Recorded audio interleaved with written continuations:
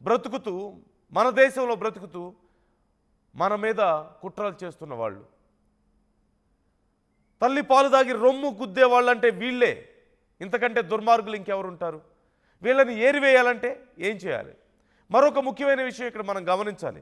పాకిస్తాన్ మీద యుద్ధం చేశాం, పాకిస్తాన్ ఏదో దెబ్బ కొట్టాం, ఇక బ్రతుకు జీవుడు అంటూ మన కాళ్ళ మీద పడితే చివరికి వదిలేసాం, ఇక మన వైపు చూడాలంటే భయపడతారు, మనల్ని ఏదైనా చేయాలంటే భయపడతారు అనుకున్నాం. కానీ పరిస్థితి అందుకు భిన్నంగా కనిపించలేదా మీకు? మనల్ని బెదిరించడం, సింధు జలాల మీద ప్రాజెక్టులు కడితే పేల్చేస్తామనడం, మన మీద అణుబాంబులతో దాడి చేస్తామని చెప్పడం, మనతో యుద్ధం చేయడానికి మేము సిద్ధంగా ఉన్నామని చెప్పడం, ప్రపంచ దేశాల సపోర్ట్ మాకుందని రెచ్చిపోవడం. మరోవైపు ఇంత భారీ ఎత్తున 3000 కిలోలకు పైగా పేలుడు పదార్థాలను సిద్ధం చేసుకోవడం, రెజిన్ లాంటి కెమికల్స్ కలిపి కొన్ని వేల మంది ప్రాణాలు ఒకేసారి తీయడానికి సిద్ధం అవడం. వాళ్ళు వెనక్కి తగ్గలేదు, వాళ్ళు భయపడలేదు, మరింత బలంగా మన వైపు దూసుకొచ్చే ప్రయత్నం చేశారు.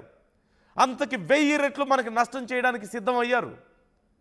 సో మనం పిచ్చోళ్ళం ఇక్కడ. మన మంచితనాన్ని వాళ్ళు చేతగానితనంగా తీసుకున్నారు, కానీ మనకు తిరిగి దెబ్బ కొట్టడం చేతకావడం లేదా?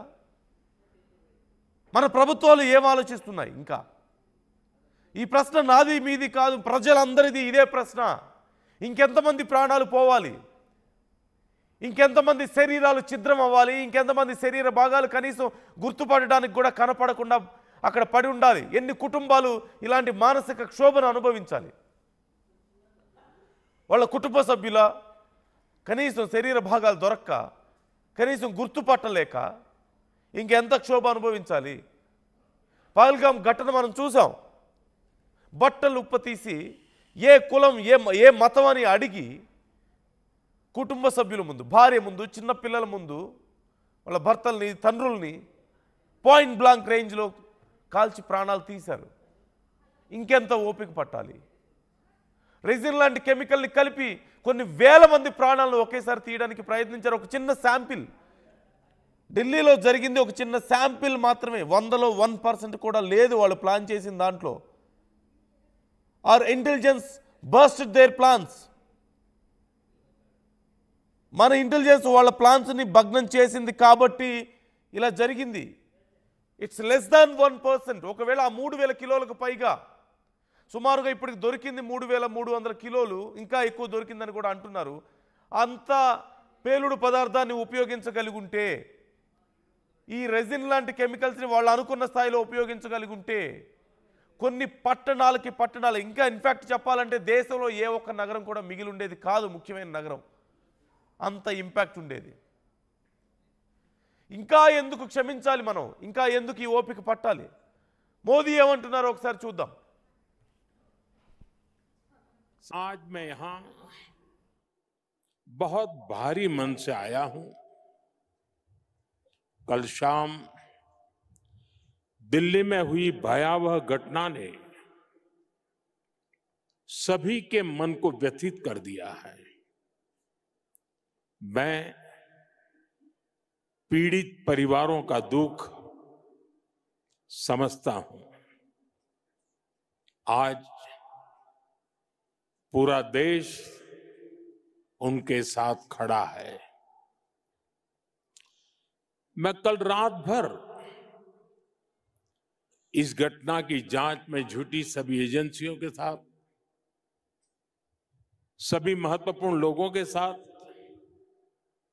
संपर्क में था, विचार विमर्श चलता था, जानकारियों के तार जोड़े जा रहे थे।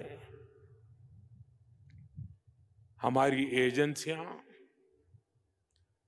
इस षड्यंत्र की तह तक जाएगी।